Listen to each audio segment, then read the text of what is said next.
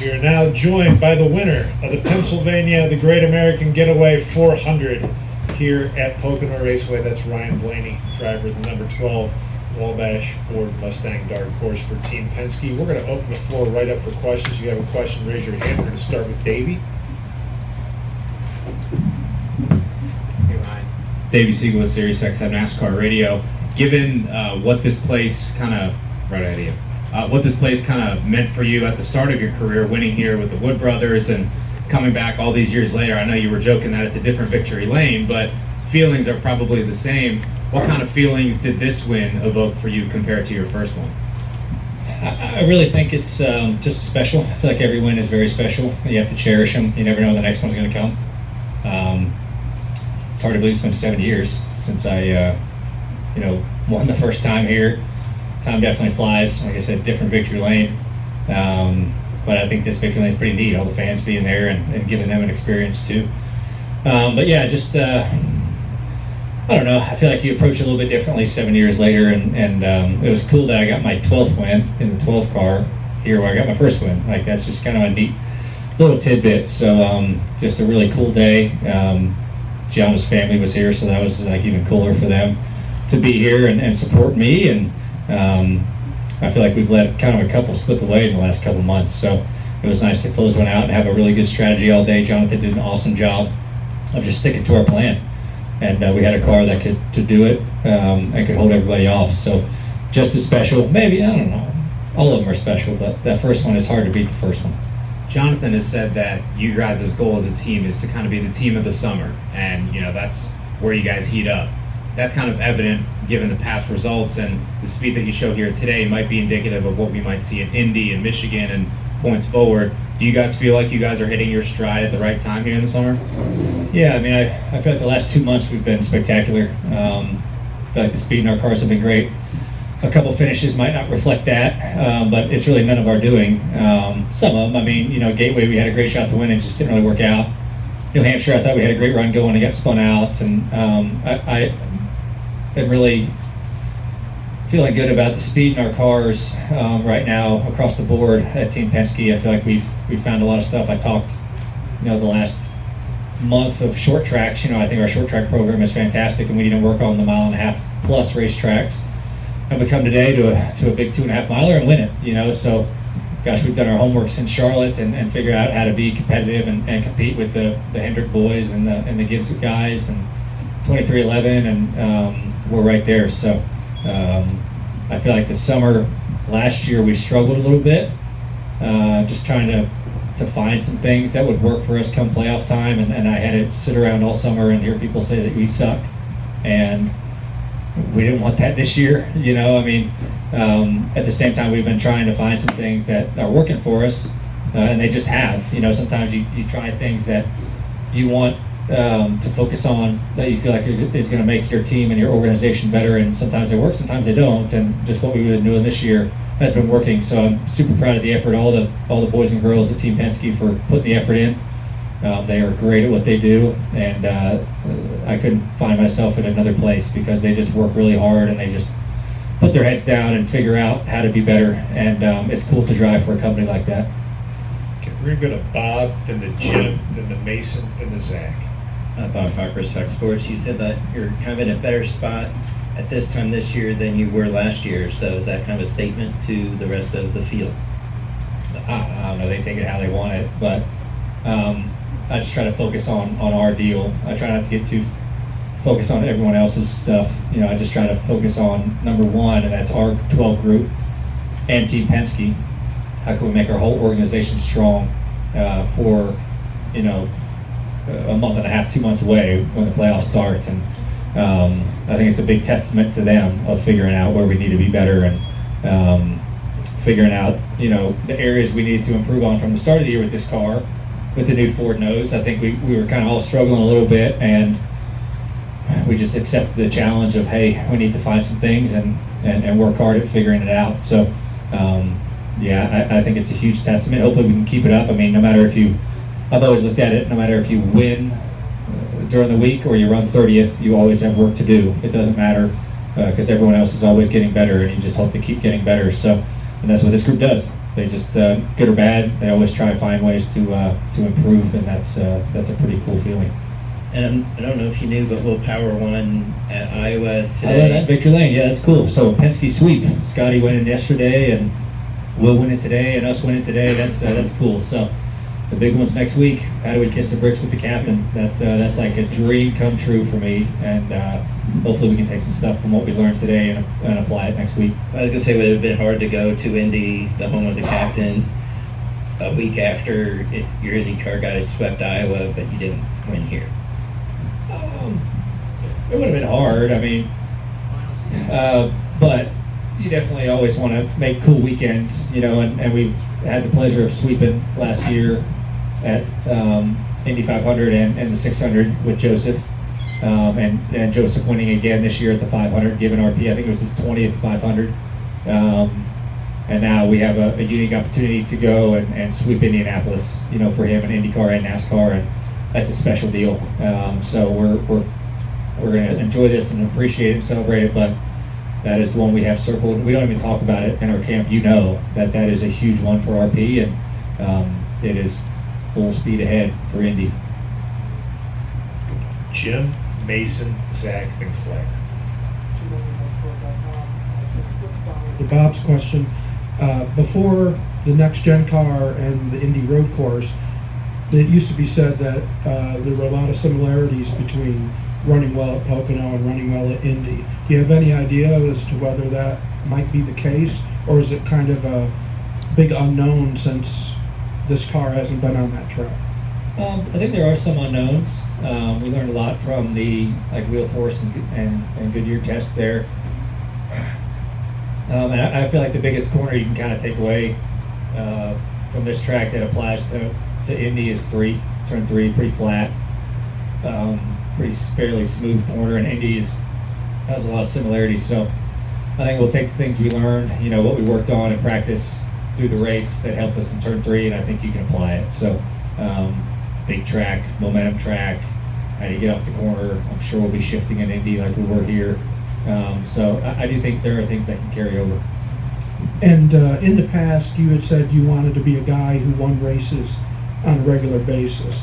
I was wondered, Marty, I think asked you when you got out of the car about if it was the best you felt the 12 team had ever been. Do you feel like you're that kind of driver now? I don't know. I mean, I feel like you always try to improve, like your mindset, your skill set, week to week, year to year. I feel like when you're young and you're getting into it, all you care about is pushing the gas pedal down, and you kind of lose focus on maybe the end goal and the task at hand. And I feel like as you get older, it's easier to become smarter about things, of just looking at the bigger picture and how you approach weekends. Maybe you don't put up the fastest lap out there, but you race really well over 400, 500 miles. And I've tried to just keep the same speed that I've had for a while, but also try to mold your mind into that's not everything that matters anymore. Anyone can be fast, but can you put a whole race together, and can you look at the end goal of where you want to be at 100 miles to the end of the race? And I've really worked hard on trying to do that and try to become that guy, and I've had a lot of help along the way, which has been really great for me, and Jonathan's been amazing to work with the last 2.5 years, and I have a really good group behind me. So it's a product of a great team working together.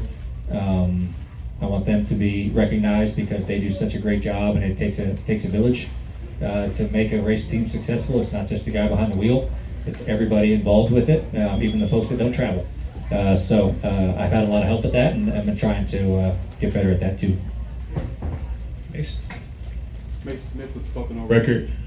Ryan, obviously you're not new to the Cup Series, but with the last stage and those two sizable incidents that happened, what was the key to kind of making sure you focused, didn't let the cautions and restarts rattle you, that way you were able to focus and bring home this win?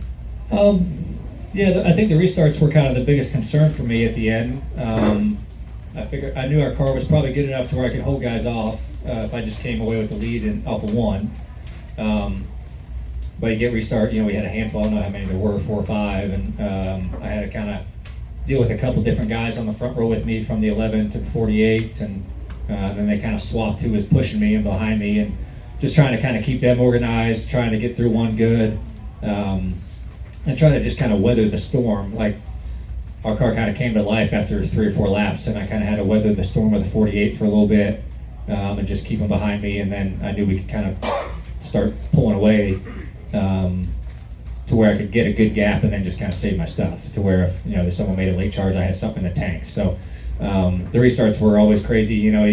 When you get 3 or 4 restarts in a row, you're like, all right, I've won 4 of them in a row. The odds are starting to stack against you. Maybe something was going to happen, or I don't win the last one, the one that matters. And luckily, we were able to get through one clean and be able to set our sights just in clean track. And then it ran, green flag towards the end of the last 20 or so laps, whatever it was. And so yeah, restarts are always a challenge, especially here. Like, it's such a long front stretch. You don't know if someone's going to shove it 3 wide, if you're going to get a good push or not, if you're going to be in position to enter one like you want, or if you're going to kind of be a nose behind somebody to where they can use up racetrack to where you're kind of behind the 8 ball. So we timed pushes really well, and we got through one really good to where I could get clear and then just kind of focus on our own deal. We'll go to Zach, then to Claire, and the gentleman had over there. Zach Sturniolo, NASCAR.com. Ryan, looking at your past week, the Today Show, the ESPYs, now a win here this weekend at a track that means a lot to you. How do you look at the kind of just the journey of your career since getting that first win here 7 years ago and where you are today? Oh, I mean, it's I've just been fortunate to be on a cool journey. I always try to take things and appreciate them because, like I said, the first question was wins of how special. You never know when it's going to happen again. So I feel like you have to appreciate them and appreciate the opportunities that you're given. And I've been fortunate to do some neat things this past year, especially after winning the championship, and been trying to, you try to boost the sport the best you can, get people, to watch it. How do you get eyes on your sport? I feel like that's the hardest thing to do. How do you take somebody who doesn't know anything about your sport and get them interested in it? And that is a problem around all sports. Like, how do you make people give a shit about what you do? And I feel like meeting people, talking to them about the sport, trying to get them out. Like, the biggest thing for me, like, you just got to get them to a race. You got to get them here because it's a whole new experience. It's like watching golf on TV. I love watching golf. I know golf. But watching on TV and in person is completely different. And that's with any sport, really. You kind of see the speed and the athleticism of people. It really gives you a different perspective and appreciation for it. And I've tried to take those opportunities and try to explain to people that this is a unique sport. It's unlike any other sport. Motorsports is completely different, and just like every sport has its own little gimmicks that make it special and own abilities that make it hard to do. And been fortunate to have some cool opportunities and try to draw eyes and you try to appreciate the people that are new to the sport, and you also try to show thanks to the people that have been around the sport for a long time. That's why I stood in victory lane for 30 minutes signing autographs to appreciate the people who came out and camped all weekend and hung out, brought their families out. I mean, we can't do it without them folks, and this weekend was awesome with the sold-out campgrounds, sold-out grandstands. That's the way this sport should be, and I think it's on a great path right now, and hopefully we can keep it going. Yeah. Claire Lane, I feel like I've been covering you for a long time, and we were talking about you were 23 years old when you won here the first time, and now you're 30 years old and a champion.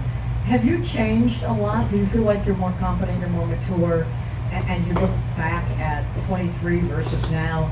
Look how far you've come. Matured a little bit, not so much, but Good. I don't know.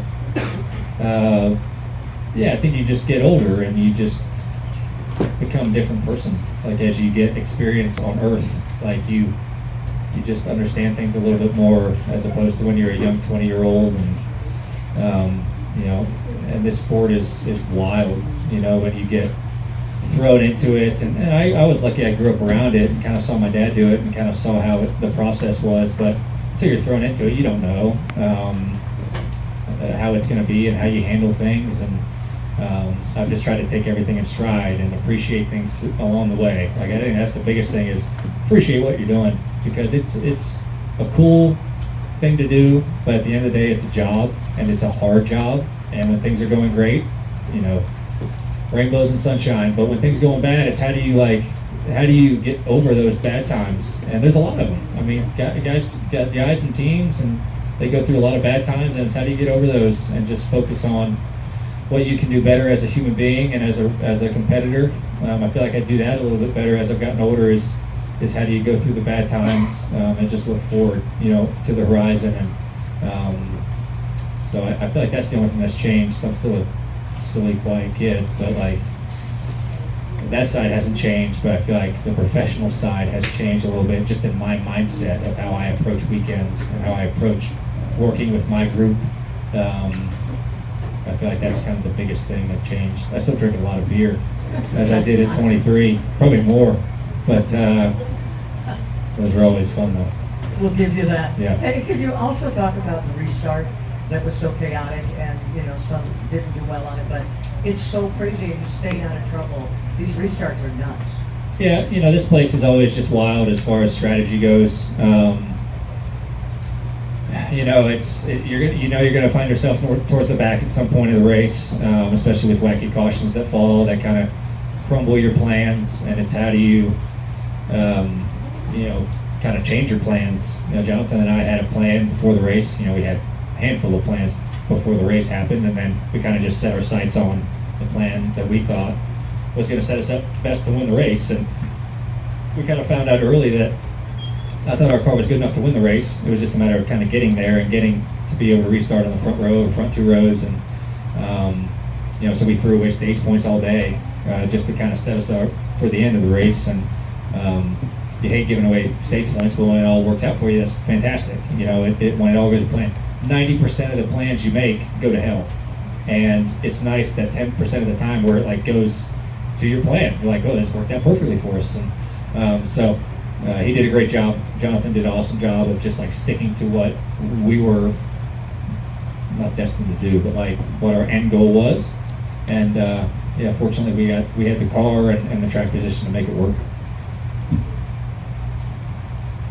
Jordan Jenkins, Essentially Sports. Since St. Louis, all three Team Penske drivers have a win. Cindric at St. Louis, Logano at Nashville, and you at Iowa, and now today. What's it like with Team Penske, knowing that all three drivers have a win in just a span of a month going into the playoffs? Yeah, it's definitely a hot streak we're on, for sure, and it's nice to get everybody locked in, that's for sure. And with Austin's win at Gateway, him being a good ways below the cutoff line, that was a huge day for those two boys. And with Joey kind of flirting with the cut line, doing what he did at Nashville was huge for that team, and it just takes a lot of pressure off the whole organization's shoulders when you get all three cars locked in. Hopefully we can get the 21 car in at some point here before the playoffs and have everybody in. So yeah, it's just neat. Like I said, it's a lot of comfort knowing that you're in, that you all have an end goal and focus for the final 10 weeks, while also trying to stack up wins as you can in these final 5 races. And it was cool to do it today. But yeah, that's a testament to everybody at our race shop and the work that they do to make competitive cars. When we unload and working on issues we feel like we can get better at, and so yeah, that's all those folks back there in Mooresville. Go to Eddie and Tim.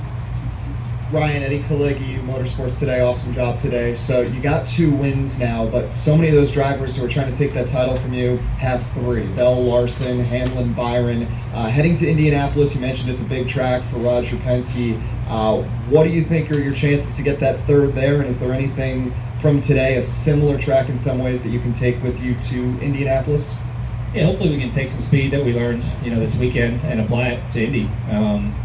It's a race to where no one really knows what to expect. We haven't been there in this car, so I think qualifying is going to be really important.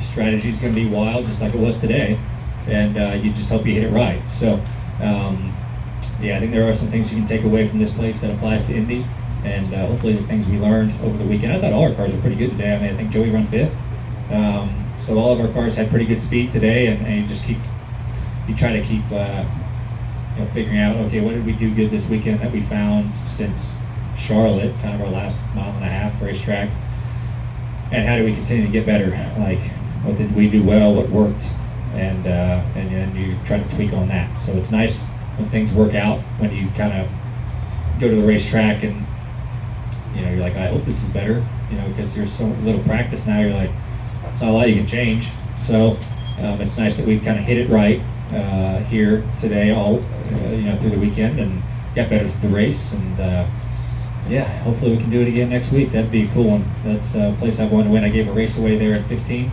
on the Xfinity side, so it'd be nice to get a little redemption. Having TrackHopper Motorsports today. First off, congrats on the win, Ryan. Thanks. But it seems like the overarching theme of this is appreciating each win, and that every single one's special because you never know when it'll be your last. But with Pocono being your first, obviously the significance of that. Have you spent the last 10 or so Pocono races since then thinking, oh my God, I want to get back to victory lane at Pocono? I try not to think of it that way. I just try to approach each weekend of let's do the best job that we can, and let's perform to the best of our ability, to my ability, to everybody on pit road's ability, and whatever happens, happens. I really wouldn't. I don't know. Last year, I thought we had a good shot to win. I blew up leading, but other than that, last year and this year, I never really felt like, man, I got a great shot to win today. I always thought we were a top 3 to 5 car at best, but never thought we had a race-winning car. So I try to get too hung up in man, I won my first race here. I really want to win here again. You always want to win at every racetrack again, or for the first time. So you just try to do the best that you can each given weekend, no matter if you have won here before or not. And I try to approach each weekend the same. And in the spirit of that, you're already a champion, but you just mentioned Indy. What's next on the bucket list in terms of goals for you? Indy. Okay, then. That's the next one. Congrats again on the win. Thank you. We'll go to Tim. Tim Moore, Motorsports Day. Congrats on the win, Ryan. When you look at it, it's been 13 years since Team Penske has won a race here back with Brad Keselowski in 2011. I know you said it's very hard to top that first career win here, but does that mean anything extra for the organization moving forward, considering it's been a very long time?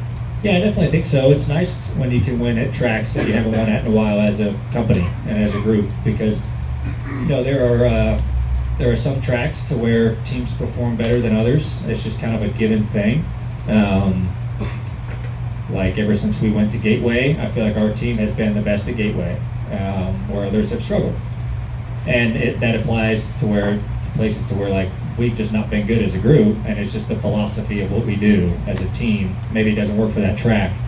And this place has kind of been one of those, man, what do we got to do to figure this place out as a whole group and as a mindset of how we approach the weekend and how we set our cars up. So you're always working at that, and it's nice. It's fulfilling when you can do that, and it shows that all your hard work meant something, so that part is good. It's something they should be proud of at Team Penske, that all their hard work has meant something, and they did a good job. They had a task. We have to get better here, and they achieved that task, and that is the most fulfilling thing ever, so they should be proud of that. Keep your ears, Bill. Nathan Salmon, Speed Sport. Ryan, the first couple months of the season for Team Penske and maybe Ford as a whole kind of fly under the radar a little bit now. You look at the last couple months, Team Penske's now won 4 of the last 7 races. So what do you feel like has changed the last couple of months? Do you feel like it's just something as simple as a win that kind of starting to fall your guys' way, or do you feel like you guys have really found something in particular over the last couple months? I feel like it's that we found something. I really don't think any wins have fallen our way. It's all about that we've gotten better and we've been contending for wins. You have to put yourself in position to win the race. Whether you're a first place car, a dominant car, or you're a third place car, you're in contention to win. If you're a third place car, you just have to execute really well, to win the race. And I feel like the first couple months of the year, minus the speedways, we just didn't have the speed. It was just a dogfight to run 5th, and that's executing everything perfectly to run 5th. And now I feel like our speed has gotten here in the last couple months of, okay, we execute everything perfectly and our speed is race-winning speed. And that makes everything, not easier, but wins will come your way more often if you can bring cars like that to the racetrack. So that part's good. It's, I just go back to, it's a huge testament of everybody working and figuring it out. And I didn't really panic the first couple months of the year when we were struggling a little bit, and kind of Ford as a whole, because I try to it's a process, and I talk about the ups and downs and how you handle them. And I've always related this sport to a big circle of sometimes teams find things and they're on top for a while, and then other teams find something that you don't, and you kind of slip a little bit, and it's just a matter of peaking at a good time. And we've just been able to do that the last 2 months of getting all of us in victory lane, and you just hope to continue that. You hope, and this team does a really good job of like not getting complacent, like good or bad, they're always working toward the future and the end goal, and that is Phoenix. And I feel like this is just like fuel in the fire for us. Man, we're running really good right now. Let's keep going. Let's keep the hammer down, and let's continue to run really well in these races and just be in contention to win. So, yeah. Congrats, Ryan. Kaylee with Essentially Sports. You led for the last 44 laps. And I talked to Jonathan. He said that even at lap 11, he got a little bit nervous because, the speed went down just a bit. For you, when do you start to really know, hey, I think I'm going to be the guy that's crossing that checker flag first? I figured in that first stage, we had a race-winning contending car. I passed a couple guys there in the top 7. I was like, man, our car can do some good things. We still have to get better. There's some things my car doesn't do very good, but when your pace is good enough. You know if you have good speed in your car, and you just have to kind of find out some things, and then figure out a way to kind of restart on the front row or so. And really, when that happened in the first stage, that like set up our whole game plan for the rest of the race. Like, all right, we're going to throw away stage points. We are going to try to cycle to the front. I just hope it works out in your favor. So I kind of knew that early, and that kind of set us up for the end of the day. I feel like if we were like a 5th place at best car, you'd probably go for stage points and then go try to run 10th, and you have a good points day. But I knew early that our car was competitive enough to try to contend for the win, and we kind of migrated to that game plan. And props to Jonathan for having that game plan, and it working out. All the picture guys did a good job of executing when they needed to keep us in, that front battle. And so yeah, it's a constant change of plans, and you never know when a caution is going to come out. It can ruin or make your race, and you just try to do the best you can with controlling the things that you can control. And we did. We controlled the hell out of things that we could control, and it worked out, the very best for us. Seth Wilcock, In Between Media. Congrats on the win, Ryan. You're now just one of 5 drivers with multiple wins here in 2024. What does that mean for you as we head towards the first round of the playoffs here in a couple weeks, especially some pretty unpredictable tracks like Atlanta on there in Bristol? Yeah, it's always, it's nice when you win your first one, you get locked in, and then it's all about like, all right, how do we win more, and how do you pad your playoff points? Because, yeah, like you said, the first round is wacky. You have the Glen, you have Atlanta, Bristol. The first round is like a big curveball for everybody, and so the best you can do is just try to pad your stats, and give you a little bit of wiggle room if you have things that go wrong. Atlanta, you can get tore up lap 2 and be done. So if you have a little bit in the bank, it helps you out just a little bit more. So that's kind of the biggest goal right now, is how do you continue to win more races? How do you continue to kind of charge up through there in points, with us trying to get the top 10 get playoff points. So how do we get to the top 5 or so to even get more? So that's a huge thing in our mind right now. But wins has like always been the top priority for our group. Our team has always kind of just been aggressive with how we call races and how we run. And we've kind of lived and died by that. Sometimes it works for you, sometimes it doesn't work. But I feel like if you change up how you approach races and weekends like all the time with being aggressive, conservative, you can kind of spin yourself out. It's almost like playing roulette and you're back and forth between red and black, and red and black. It's like, just stick to your color and maybe it'll come around for you. So this group has done a good job of always sticking to what they believe in, and it's always nice, when it does work out for you. Like I said, sometimes it doesn't, and you just have to shrug your shoulders and be like, well, that didn't work out for us today. But you move on, and you just kind of understand that that's the way of the world. Okay, white flag is out. We're gonna wrap up with Davey. Is this the first time that Gianna's family's been here for a win for you? Yeah. Her dad was here. A couple of her nephews and aunts and uncles. So there was about 8 of them here today. So that was neat to share that with them. It's always cool to have family, at your races. Gianna wasn't with me in Iowa, but I had a lot of other family there at Iowa. So yeah, I've been really fortunate this year, like having a lot of family with me when I've been able to win. So that just makes it special, right? It was a couple of them, it was their first time to a race in general, and it was their first time to Victory Lane. Like, that's the coolest experience ever. Brownie points all day. Like, I mean, that's just easy brownie points. So yeah, it's cool to share it with them. That's for sure. And future family, it's neat to share those experiences and have those memories, for many years. Well, Ryan, congratulations on the victory. Good luck next week. Thank you, everybody.